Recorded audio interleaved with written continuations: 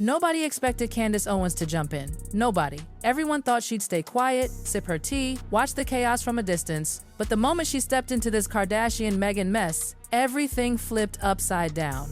The room changed. The energy changed. The whole conversation around those mysteriously deleted party photos suddenly exploded into something 10 times louder, 10 times messier, and 100 times more embarrassing for Meghan. Stop everything. You're not going to believe me because it is a never-ending saga, a never-ending strange tale. Kim Kardashian has had enough. This complete debacle of Prince Harry and Meghan Markle's making has made them even more toxic in Hollywood than they were before, and that is saying something. It is really hard with her and her, I would say, lack of brand clarity. Why would you do that? That's not necessary. I mean, it just shows us what the Sussexes have been reduced to, unapologetically tacky. How pathetic and disappointing their priorities currently are. Who are you trying to? I am sorry, but, and genuinely, I don't even mean to attack her. There was something frustrating about her, and I think he hits nail. Looks like Meghan Markle married Prince Harry not for him, not to serve the British people, but to serve herself and the access she always wanted to indulge in, the fame and the attention she always wanted to indulge in, but could never achieve on her own. Meghan Markle did not get an invite to that party. Prince Harry with Meghan Markle got an invite to that party. They're inviting him because of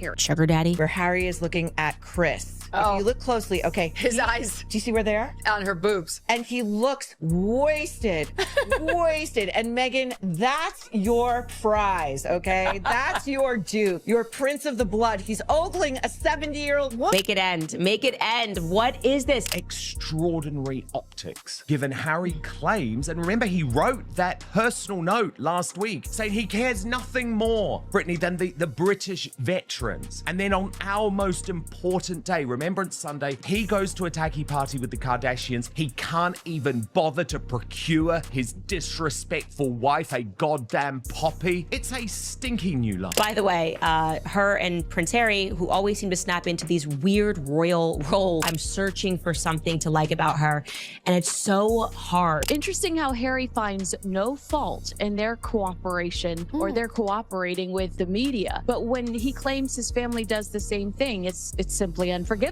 We have to write a book. We have to do a Netflix series about it. Going to get so much more crazier than that, okay? It sounds fake. Kris Jenner's post on Instagram immediately after the party. I think there are the maximum of 20 pictures in this slideshow. She made the mix, not one glimpse of the royal couple. Because the reality is that in Hollywood, they're not royalty anymore. They're on the D-list. So they may get the invite, but they're not on the Snoop Dogg or Oprah Winfrey level. Ma'am, this is not proof of identification. What's going on here? This is weird. It was the worst thing that Meghan and Harry could have done. It just shows how disconnected they are from not only the public, the Remembrance Day, the people of the UK, but also from themselves, from each other. They are very disconnected from each other. She wants one thing, he wants another. And every time they step out here, him looking miserable and her looking so happy, it's very difficult. It's a hard one. Does it make you sound like a better mom? It makes you sound like really kind of into yourself in a way. And you can see it in the paparazzi footage as Prince Harry leaves this event, is that he's not happy about it. She would have realized that had she just stayed as a royal, it would have been the likes of Kris Jenner, desperate to be in a room with her. Yes. Desperate to be in a room with Meghan Markle, and how the tables have turned, and she's not as clever as she thinks. Yeah. She doesn't get that this is not good for her brand. I've never seen this sort of, I've never seen someone that struggles to just give us like one strip of off. Because when Candace speaks, she doesn't tiptoe. She doesn't sugarcoat. She just slices straight through the fake narratives. And according to those deleted Kardashian party photos, oh, they weren't some innocent little oopsie, not a glitch, not an accident. And definitely not because Meghan was oh so devastated about Remembrance Day optics. No. Candace said the actual truth behind those missing pictures is so humiliating for Meghan, so painfully awkward. It makes the Kardashians look like amateurs. Imagine being so messy that even the queens of chaos look organized next to you. Obviously knew that they would end up in LA because that was Meghan's dream. Her dream was to be an A-lister, and she was unable to make it to those A-list. And honestly, for a family that built their entire empire on drama, cameras, scandals, and viral moments, if Candace says, Meghan's behavior made them look amateur? That already tells you everything you need to know. Kardashian's famous from an X tape. You know it. She did it on purpose. Ray J is now even suing Kim. Finally, like, really, Kim? I'm done playing like this was not with your permission. You can't release a tape like that without her permission. Of course Kris and Kim were behind that X tape way. The moment those photos disappeared from Kim and Kris's Instagram posts, everything Meghan was desperately trying to bury suddenly grew a heartbeat of its own. It got louder. It spread faster.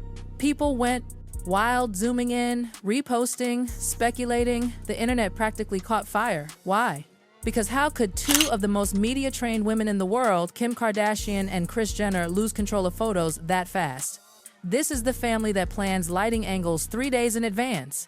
The family that reviews every frame before it goes public. And suddenly their photos vanish? Suspicious doesn't even begin to cover it. A major announcement, I mean it. I'm not going to give you a big tease and then a big letdown.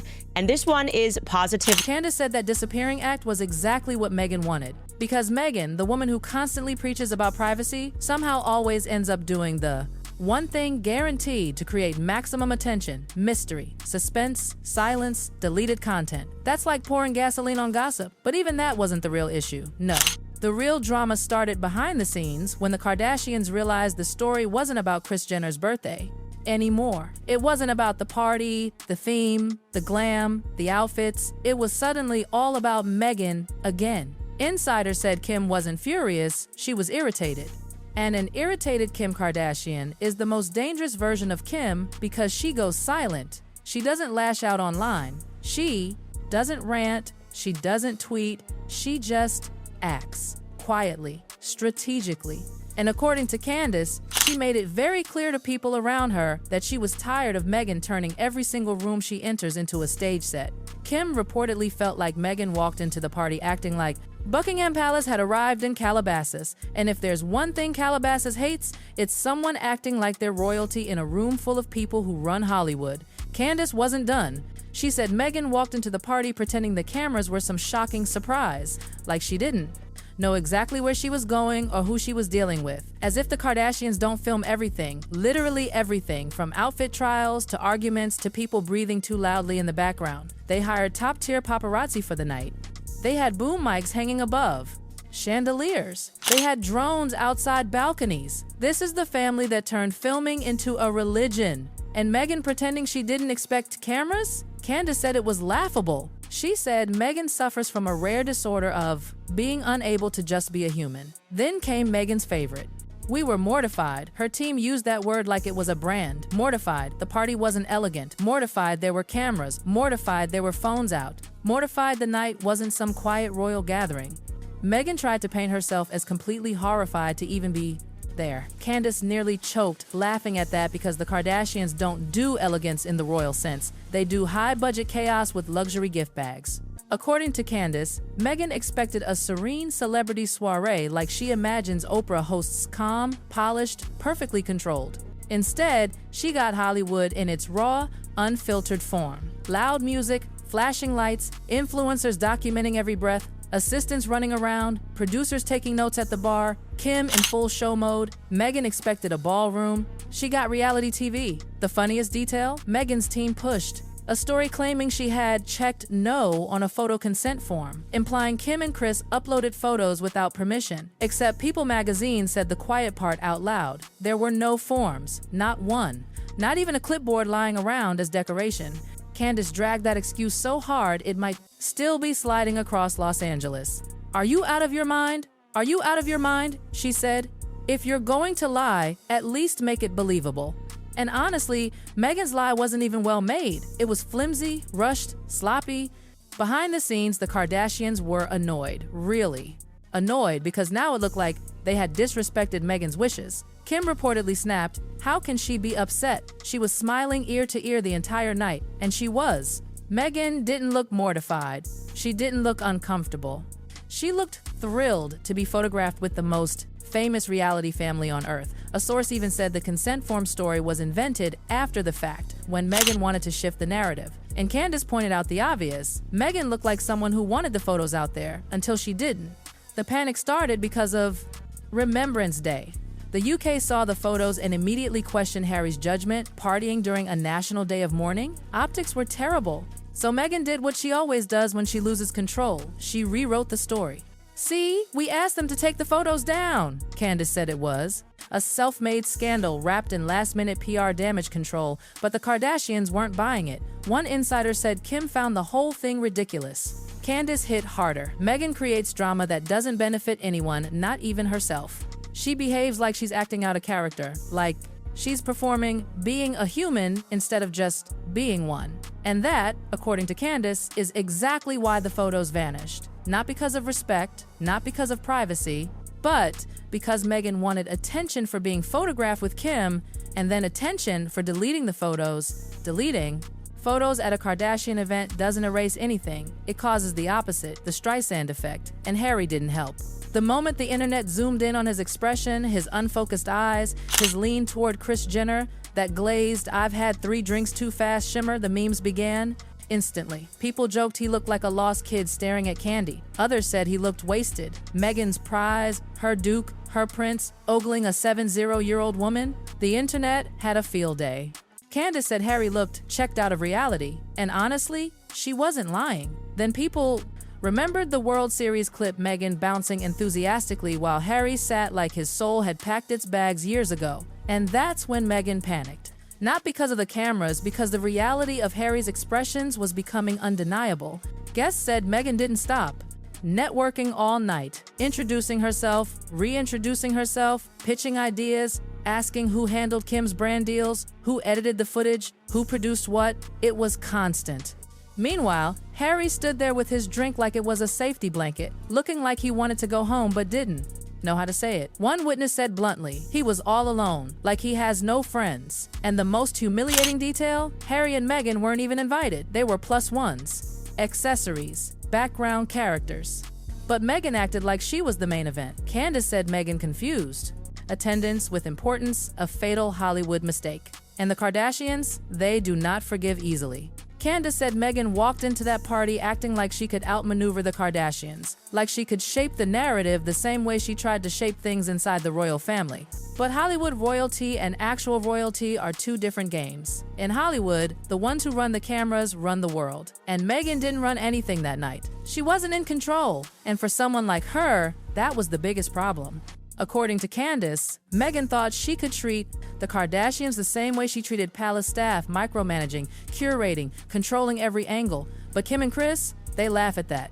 They built an empire by exposing their own flaws. They aren't afraid of the camera, they are the camera. Meghan, meanwhile, wanted the spotlight only when she could edit it afterward. And that's why the night spiraled out of her hands. Because according to Candace, the photos didn't disappear because of dignity, respect, or timing. They disappeared because Meghan thought she could get double attention, the attention of being seen with Kim, and then the attention of making the photos vanish. That way, she could play the victim and the celebrity at the same time. But the Kardashians were 3 steps ahead. They removed the photos without a word, and that silence became the loudest statement of all. People started asking why the pictures were gone. Why Meghan suddenly felt mortified. Why Harry looked like he was begging the universe to beam him out of the party. And the more the public looked, the worse the whole thing got for Meghan. It wasn't just the deleted photos, it was Harry himself. His face, his posture, his checked out expression. The internet zoomed in so deep you'd think his pores were part of the storyline. His eyes weren't focused on Kris Jenner. They were drifting, glazed, like he had been dragged to a place he didn't want to be. And that was the moment Meghan realized how bad this looked. Because it wasn't just about her anymore, it was about the image of their relationship. Guests said Meghan was practically choreographing Harry the whole night, fixing his hair, telling him how to hold his glass, correcting his posture, whispering instructions between smiles. It was like watching a producer try to direct an actor who just wanted to go home. Meanwhile, Harry kept clutching his drink like it was his emotional support companion, glancing around like he wasn't sure how he ended up there. And the wildest part?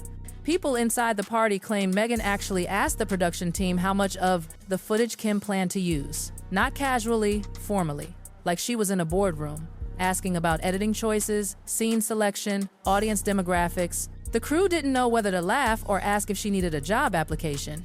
Candace said that obsession with controlling public perception is Meghan's fatal flaw. She tries too hard. She overthinks everything. She doesn't know how to exist without an angle, a message, a PR goal. And in a room full of Kardashians who breathe authenticity, even their chaos is authentic. Meghan came across as stiff, nervous, overly rehearsed. One insider even said she acted like she forgot she wasn't the producer of the night. It got worse when the Kardashians found out Meghan had leaked the mortified story. She made it sound like they ambushed her with cameras, like they violated her privacy, even though she smiled in every photo and knew exactly where she was going. That's when Kim got irritated. Not because Meghan wanted the photos deleted, but because Meghan twisted the narrative to make herself look innocent while making the Kardashians look sneaky. Candace summed it up perfectly. If you embarrass yourself, fine, but don't drag a PR empire down with you. And that's why, according to Candace, Meghan didn't just misstep, she walked into the wrong arena entirely. A place she couldn't control. A place where the cameras weren't hers. A place where silence speaks louder than statements.